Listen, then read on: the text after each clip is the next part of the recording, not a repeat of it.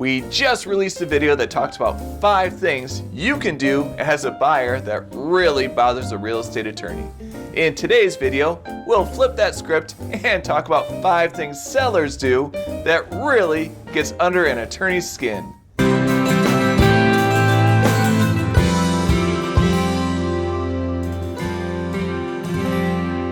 Come on in and have a seat. I'm Ben Weaver, Illinois attorney and founder of 23 Legal. I provide personal, practical, and professional legal services by guiding clients through the process of buying and selling a home throughout Chicago and its suburbs. And today, we'll go over some things that in my years I've seen sellers do that can really turn a relationship sour. Number 5, not negotiating with the buyer requests during attorney review. Selling a house is a process, and it's a big commitment. We understand that completely, but the real estate game is a bit of a give and take.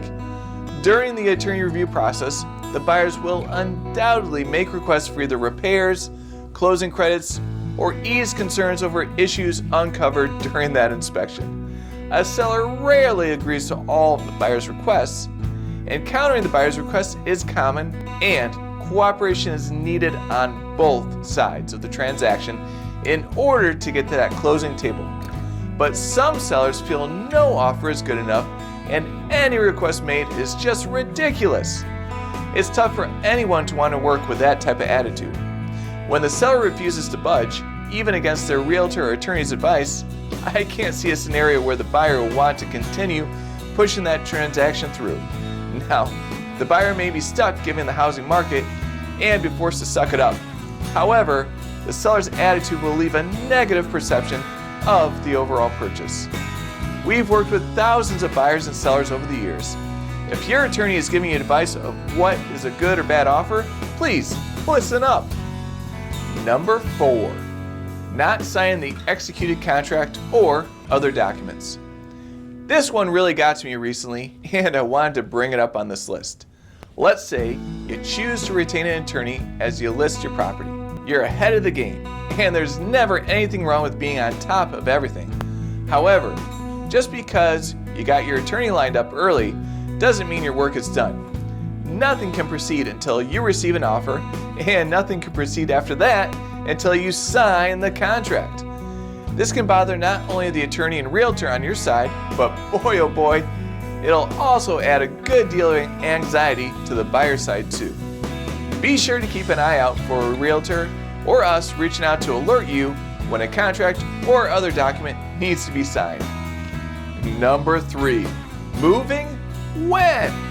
We're 2 weeks past attorney review, everything's moving along nice and smooth, then all of a sudden the seller asks about a post-closing possession or moving the closing date to accommodate their movers.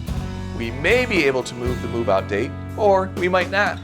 The buyer is also busy making plans to move into that house and may not be able to accommodate. At least, asking a couple weeks into the transaction can give the parties time to adjust. Other times, we find out that the seller is still moving out of the house at the closing. Sometimes, they're still in the house after the closing. In that situation, oh boy, no one's happy. The seller is stressed out over the move, the buyer wants to move in, the realtors and attorneys are caught in the middle. Bottom line is to make sure you start planning your move out of the house as soon as that contract is signed. Number 2, failing to follow through with inspection agreements. There's always a lot going on throughout that sales process. By the time we get to the closing, the attorney review can seem like ancient history. However, if you made a commitment to hire an electrician, a plumber, a handyman, someone along those lines to fix an inspection issue, then you need to follow through with that promise. The buyer, their attorney, and realtor will definitely remember the agreement. Failure to follow through could delay the closing or possibly lead to cancellation of that contract. And number 1, not responding to us. Communication is key in a real estate transaction, and that goes both ways. One thing I pride myself on is being as available as possible to speak with my clients, whether it's a question, comment, or concern. But being available to talk to clients can only go so far if the client themselves are not responding to messages. If we have the buyer submitting an offer to clear us of attorney review, we cannot proceed should the seller not respond to those conditions. Whether it's a counteroffer, an acceptance, or the decision to cancel the contract, we cannot move forward without an answer. One way or another, this will cause us to need to get an extension drafted and accepted by the buyer and their attorney. We may be able to get an extension for a few days, but eventually having to string them along because we haven't heard from our clients will undoubtedly cause the contract to be subject to cancellation. So those are 5 things that can really get us riled up during the real estate process. We tend to be a fairly positive and educational channel here, but the reality is that these situations can and do happen.